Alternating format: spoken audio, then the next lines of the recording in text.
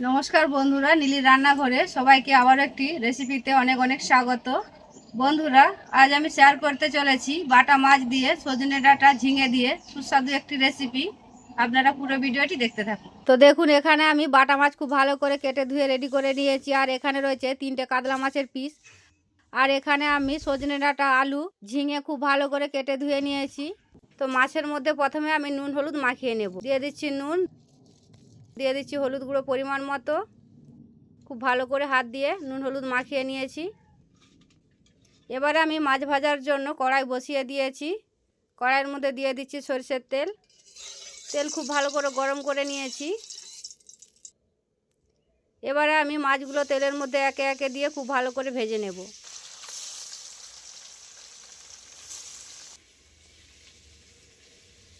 তো এক পিঠ হয়ে গেছে, দেখুন উল্টিয়ে নিচ্ছি। খুব ভালো করে এপিট ওপিট করে সব কটা মাছ আমি ভেজে নিয়েছি। এবারে তুলে নেব।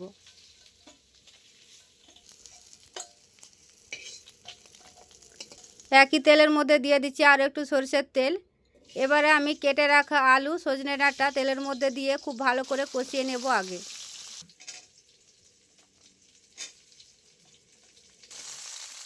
দিয়ে দিচ্ছি আমি অল্প নুন।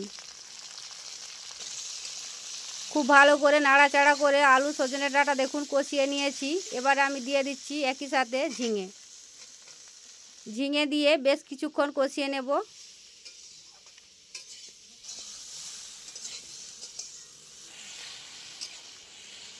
তো দেখুন, ঝিঙে থেকে বেশ অনেকটা জল বেরিয়ে গেছে। এবারে আমি কিছুক্ষণের জন্য ঢেকে সেদ্ধ করে নেব। তো কিছুক্ষণ সেদ্ধ করে নিয়েছি, দেখুন আরও একবার খুব ভালো করে ঢেকে সেদ্ধ করে নেব। খুব ভালো করে সেদ্ধ হয়ে গেছে। এবারে আমি সজনে ডাঁটা, আলু, ঝিঙে নামিয়ে নেব।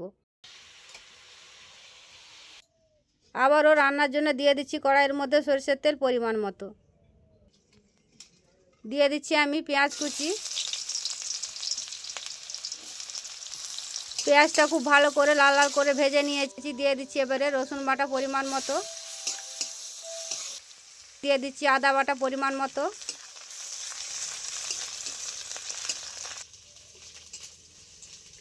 সব কিছু খুব ভালো করে ভেজে নিয়েছি। দিয়ে দিচ্ছি হলুদ গুঁড়ো 1 চামচ। এবার আমি দিয়ে দিচ্ছি বেটে রাখা মশলা। এখানে রয়েছে গোটা জিরে, গোটা লঙ্কা, ধনে বাটা। অল্প জল দিয়ে মশলা খুব ভালো করে কষিয়ে নিয়েছি, দেখুন। এবারে আমি দিয়ে দিচ্ছি কষিয়ে রাখা আলু, ঝিঙে, সজনে ডাঁটা। খুব ভালো করে আরও একবার মশলার মধ্যে কষিয়ে নেব। তো দেখুন, খুব ভালো করে কষিয়ে নিয়েছি। এবারে আমি জল দিয়ে দিচ্ছি ঝোলের জন্য পরিমাণ মতো।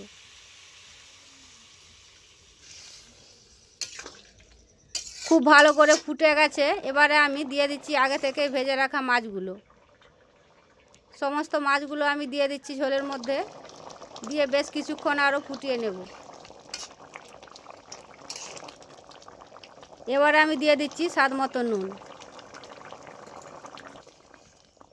তো বন্ধুরা, রান্নাটি প্রায় শেষের মাথায় হয়ে এসছে। এবারে আমি নামিয়ে নেব।